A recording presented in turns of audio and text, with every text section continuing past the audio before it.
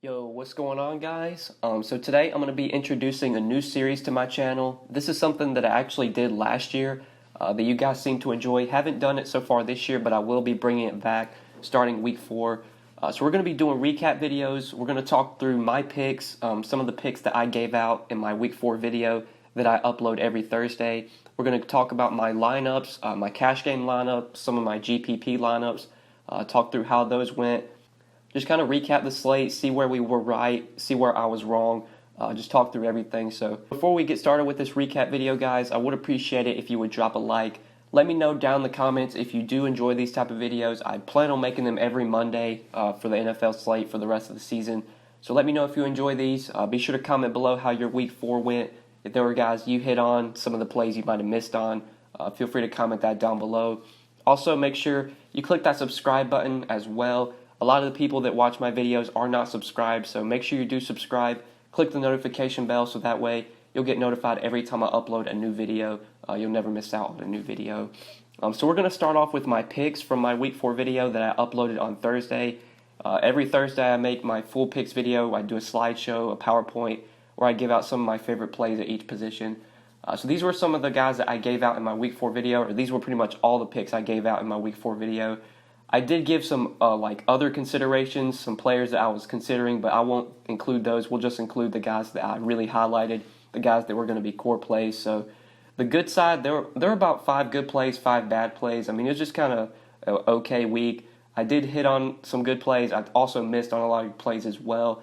But the 5 good plays I had were Christian McCaffrey, who went for 33.9 DraftKings points. Honestly, Christian McCaffrey, I don't even think he was that efficient in this game. I know he rushed for 97 yards, so he just missed the 100-yard bonus. I think he had 85 receiving yards as well, so he was pretty close to getting the 100-yard receiving bonus as well. But Christian McCaffrey just gets so much volume that no matter what the matchup is, Christian McCaffrey's in play pretty much every slate. I was locking him in cash games because of the floor that he gives you. He was going to be in my cash game lineup for sure. And for GPPs, I wanted exposure to McCaffrey because of the upside that he gives you. So he was a good play at 33.9 DK points. Kerryon Johnson at 19.7 I would consider a good play. He was 5,400. Getting almost 20 DraftKings points from a guy that's 5,400 is pretty good value. So Kerryon Johnson was a guy that I liked quite a bit. He didn't get much work in the passing game, which was something I was worried about, but he did rush for over 100 yards. He got the 100-yard bonus. The Chiefs' run defense has just been really bad this year. They've been allowing a ton of scores to running backs. I know Kerryon missed on a touchdown. He was at the goal line and he fumbled. He should have had a touchdown, so could have been even a better day for Kerryon Johnson. But 19.7, he was a good play. Wayne Gallman was a great play. He was someone that I was very high on. He was someone that I was playing in cash games for sure. Wasn't sure how much I was going to play in GPPs, but I knew I wanted Wayne Gallman in my cash game lineup. He had 28.8 DraftKings points for 4,600. He was one of the top value plays on the slate. So I did well with picking him. Will Dissly, a cheap tight end that I did really well with 18.7 DK points.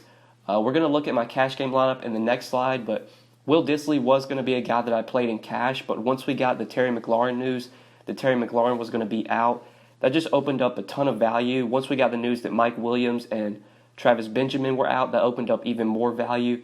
So I didn't really need to pay down for Will Dissly at tight end. I went up to Evan Ingram, which was a mistake because Ingram was really bad with only 9 or 10 DK points. But Dissly was a guy that I was going to play in cash games. Didn't get there on Sunday because I didn't really need to go to him. But I still did like him. He had a good game. I think he had 7 catches for 60 yards and a touchdown, something like that. Arizona just this year versus tight ends, man, they've really struggled. So Will Dissly was a good play with 18.7 DK points. He was very cheap at only 3,600. And then lastly, the Panthers D was a defense that I liked for cheap. They were only 2,300. They scored 14 DraftKings points. They were one of the highest scoring defenses on the slate, I believe, right behind the Seahawks and the Patriots. So Panthers D was a good call. But now looking to some of the plays that I didn't hit on, Russell Wilson was very high on Russell Wilson here. I really liked the Seahawks in this game. I thought they were going to be able to put up more than 20 points.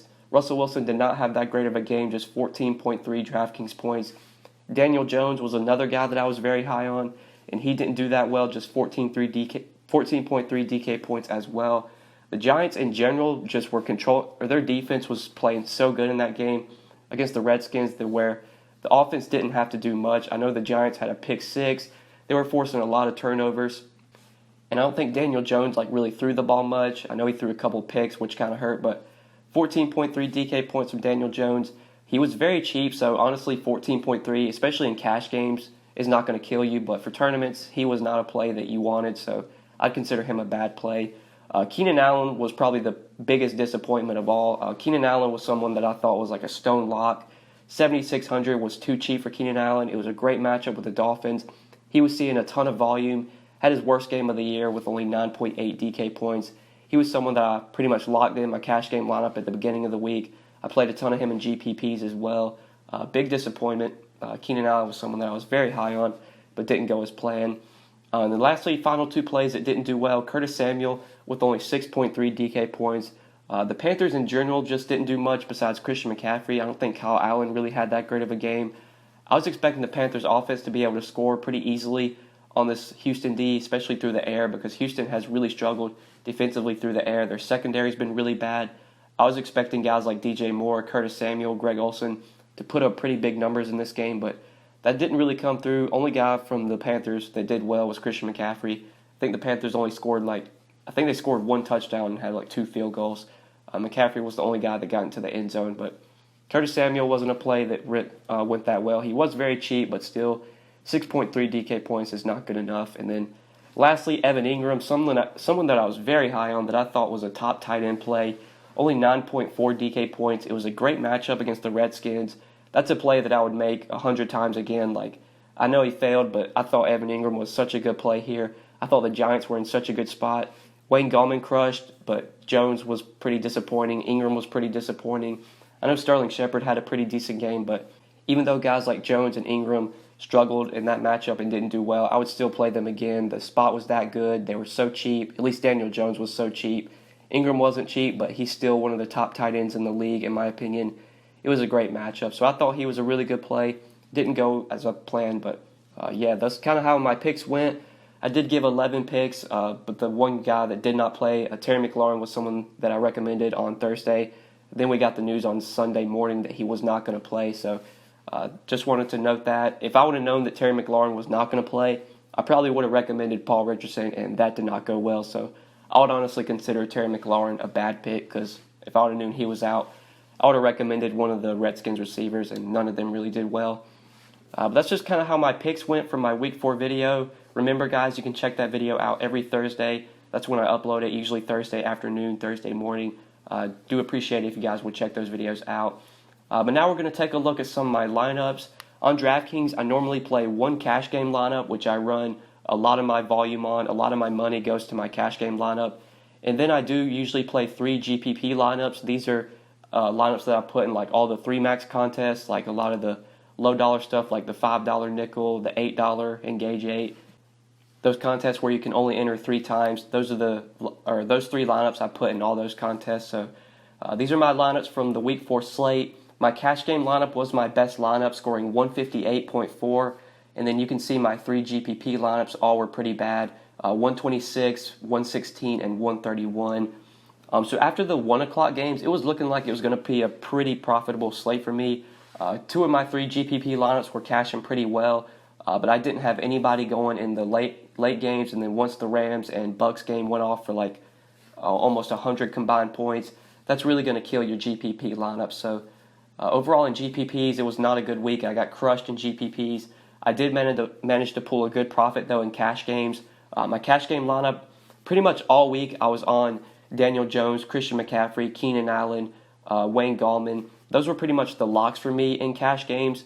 Austin Eckler was actually someone that I wasn't going to play in cash games, but once we got the news that Justin Jackson was going to be out, I just felt like Austin Eckler was going to get all the work, so he was someone that I penciled in for cash. Said Keenan Allen was a lock for me in cash all week. Daniel Jones and McCaffrey were locks for me in cash all week. Originally, I had Terry McLaurin as my wide receiver too, but once we got the news that Terry McLaurin was going to be out, I thought that was going to really help Paul Richardson. He was going to see a ton of volume, and he was dirt cheap at 3,700. So I went down from Terry McLaurin to Paul Richardson as my wide receiver too. And then I originally had Curtis Samuel in there instead of Dontrell Inman, but once we got the news that Mike Williams was going to be out, that Travis Benjamin was going to be out. I thought Dontrell Inman became a really good value. He was the stone minimum. He was 3K.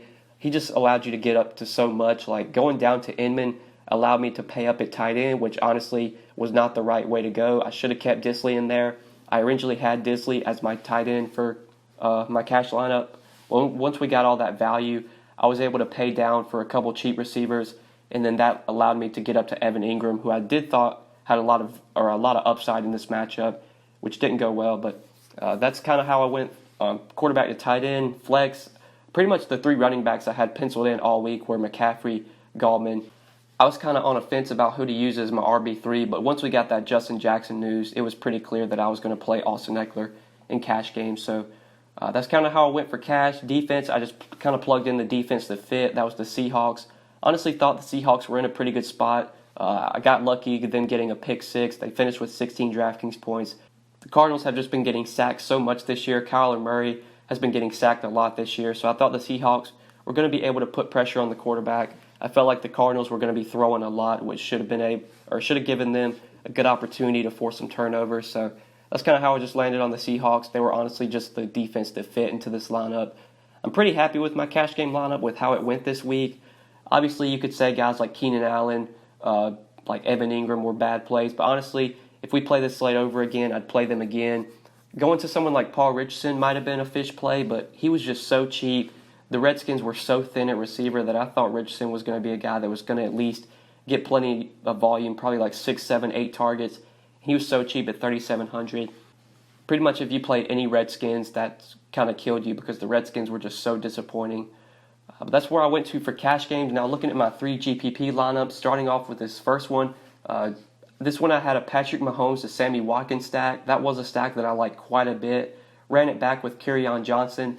And then I had Austin Eckler, had Marlon Mack and Darren Waller from both sides of the Raiders-Colts game. Marlon Mack was probably one of the biggest disappointments for me. He was someone that I did like quite a bit in GPPs this week. I did play him in 2 of my 3 GPP lineups. I believe he got hurt in that game as well. So he was a big disappointment. He was what kind of killed my GPP lineups. Marquise Brown was someone that I did like for tournaments. I thought he had a lot of upside here against a banged-up Browns secondary. The Browns were missing 2 of their starting corners, I believe. The Ravens just didn't do a ton through the air. I know Lamar had like 25 DraftKings points. He kind of had like a lot of garbage time touchdowns. Like I know he had like a long touchdown in garbage time when the game was pretty much over. So Marquise Brown was kind of a big disappointment. Then I had Dontrell Inman as the cheap receiver in this lineup. I mentioned Darren Waller. And then the Panthers D, my favorite cheap defense, went for 14 DK points. So this lineup I felt like this was a really good lineup. I thought I correlated it pretty well. Just a lot of guys didn't go well. Like Marlon Mack, I thought he was in a smash spot against the Raiders, and that one didn't go as I planned. But now let's go ahead and move on to my second GPP lineup. This one I had a Russell Wilson to Tyler Lockett stack. Had Christian McCaffrey, Kerryon Johnson, Keenan Allen, Will Fuller. I did have McCaffrey, Will Fuller correlated, or McCaffrey, Greg Olsen, Will Fuller correlated. At the flex, I played Paul Richardson, who I thought was just a really good value with the Terry McLaurin news. And then the Bears defense was the defense that I played in this lineup. Hit on defense really well this week. That's usually something I always struggle with. Usually never hit on my defenses well, but the Bears I did like at home against a Vikings team that just hasn't been able to move the ball offensively a ton this year. Their offense, passing-wise, has not been able to do much. I felt like they were going to be forced to pass in this game. Kirk Cousins just hasn't been throwing the ball well this year. So I like the Bears at home. They came through with 17 DK points. But one of the biggest disappointments in this lineup, I would say, was probably the Wilson to Lockett stack. I thought that stack had a ton of upside this week. Didn't really come through. Wilson kind of just targeted Will Dissly. Will Dissly was the only Seahawks receiver that actually did something.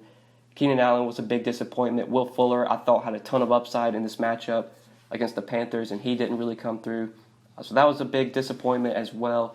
And then lastly, my third GPP lineup was a Daniel Jones to Sterling Shepard stack, and then I ran it back with Chris Thompson. I thought Chris Thompson was going to be a guy that had a lot of upside now that the Redskins were going to be thin at receiver. I thought that was going to open up Chris Thompson for more opportunity to get more targets. So he was someone that I got on. Originally, I did have Wayne Gallman in my flex, but since I had already Jones and Shepard, I didn't want to go with Gallman as well, so I moved off of Gallman to Chris Thompson, which was obviously a big mistake. I believe if I would have kept Gallman in there, then I probably would have cashed this lineup. But anyways, had a Daniel Jones to Sterling Shepard stack, ran it back with Chris Thompson.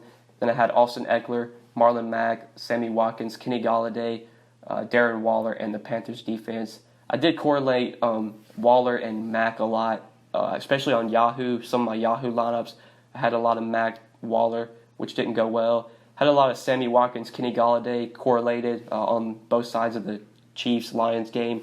That was sort of a correlation that I like quite a bit. Galladay had a good game, but Sammy Watkins was a big disappointment. He was another guy that I was really high on in GPPs. But overall, just looking at the Week 4 review, I was able to make a small profit because my cash game lineup did so well, putting up 158. That's where most of my money is played each Sunday. Most of my money goes to my cash game lineup. Normally, you're supposed to play about 80% cash games, 20% GPPs, 80% of your money to your cash game team, and then 20% to your GPP. But I did play a little bit more volume on my GPP teams this week. I think I had like 65% on my cash lineup and then 35% on my tournament teams. So that's kind of what kept me from having a better week. I did brick out in GPPs. None of my 3 GPP lineups cashed. So that's kind of what kept me from having a bigger week. If I would have been able to cash some of those lineups, or if I wouldn't have went as heavy on my GPP lineups, I would have had a much more profitable week, but still was able to come out on top, which you never can complain about. So that's pretty much it. We're on to Week 5 now. Hopefully you guys did enjoy this video. I do really appreciate you checking it out. Let me know down in the comments if you enjoy these recap videos. I do plan on making them every Monday. Feel free to give me some feedback. Let me know down in the comments as well how your Week 4 went, some of the plays you might have hit on, some of the plays you might have missed on. Be sure to click that subscribe button, click the notification bell, so that way you'll never miss out on any of my new videos. You'll get notified every time I upload. But yeah, guys, that's pretty much it for this Week 4 recap. I will be uploading my Week 5 first look later today. Would appreciate it if you would check that video out. Thank you guys so much for watching, and we will see you in the next one. Peace.